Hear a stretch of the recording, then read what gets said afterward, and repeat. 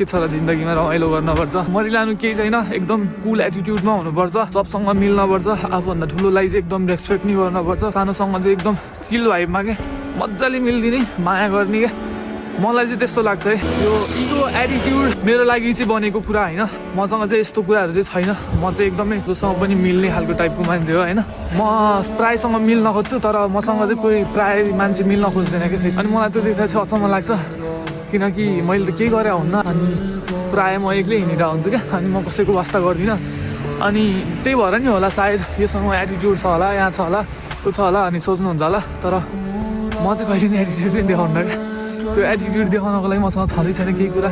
के कुराले एटिट्युड देखाउने क्या, के छ र मसँग भन्नु न होइन। न थोप्रा छ, न केही ट्यालेन्ट छ, न केही छ होइन। के छ क्या एटिट्युड देखाउनु, केही छैन क्या। अनि मलाई चाहिँ हाँसो लाग्छ, अनि म देखाउन पनि सक्दिनँ। म देखाउँदा पनि देखाउने खालको मान्छे नै होइन क्या फर्स्ट त।